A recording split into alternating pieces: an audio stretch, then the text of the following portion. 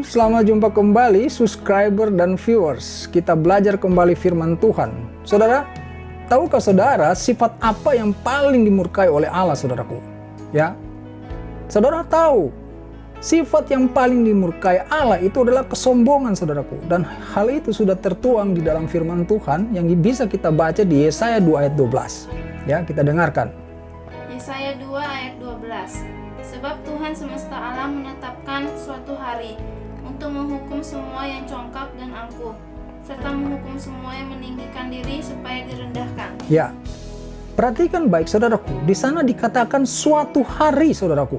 Berarti Tuhan itu menyiapkan satu hari khusus, ya, khusus untuk menghukum orang-orang congkak, orang-orang sombong ini, saudaraku. Jadi bisa dibayangkan kesombongan ini di mata Tuhan ini sangat-sangat dimurkai Tuhan, saudaraku. Sehingga Allah perlu menyiapkan satu hari khusus untuk menghukum orang sombong, orang congkak ini. Nah, masalahnya sekarang, saudaraku, ada banyak umat Tuhan itu yang tidak sadar, saudaraku, bahwa dirinya sombong. Di pikiran mereka orang sombong itu adalah misalnya orang kaya, ya, yang pamer tentang kekayaannya itu sombong. Betul, memang itu sombong, ya. Lalu orang-orang berpangkat, ya, orang-orang yang berpendidikan tinggi, ya, bos-bos menekan kepada karyawannya, ya, itu dianggap sombong. Betul, itu sombong. Tetapi kesombongan juga itu adalah terhadap orang yang tidak memperhatikan firman Tuhan, saudaraku. Saudara kira tidak memperhatikan firman Tuhan itu bukan kesombongan? Siapa kita, saudaraku? Sehingga terhadap firman Tuhan itu kita tidak peduli. Iya kan? Tuhan yang memberikan kepada kita keselamatan, firman-Nya kita tidak lakukan. Sombong itu, saudara. Ya, saudaraku, jadi hati-hati, saudaraku. Kesombongan itu bukan cuman hal-hal yang terkait dengan kehidupan orang-orang kaya. Bukan terhadap orang-orang berpangkat yang menindas. Bukan terhadap orang-orang kaya yang meremehkan orang-orang miskin, yang pamer kekayaannya. Tidak cuma itu. Setiap orang yang tidak mengindahkan firman Tuhan juga adalah kesombongan, saudara. Itu adalah orang sombong. Bagaimana tidak bisa kita katakan itu sombong? Ya, saudara, coba saudara renungkan. Ketika saudara berhadapan dengan bos saudara di kantor, lalu dia berbicara memberikan instruksi kepada saudara, dan saudara asik main HP, tidak mempedulikan dia, kira-kira apa yang terjadi, saudara? Dari situ aja kita bisa memberikan satu gambaran betapa tidak mengindahkan firman Tuhan itu fatal sebenarnya. Kita sih asik-asik aja, ya, hidup kita masih baik-baik aja gitu. Jadi kita tuh tidak menghiraukan firman Tuhan, kita anggap fine-fine saja.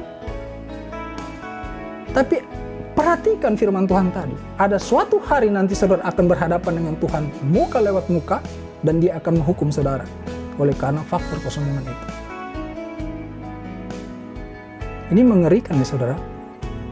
Kita yang merasa hari-hari kita tuh baik-baik aja gitu, ya. Kita merasa kita ini orang yang dekat Tuhan, orang yang rohani.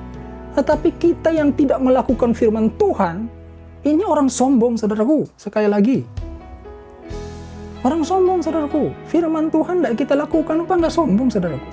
Itu bukan kesalahan biasa loh. Itu kesalahan fatal.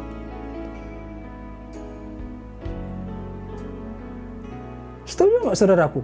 Kalau orang yang tidak melakukan firman Tuhan itu adalah kesombongan, saudara kan butuh keselamatan.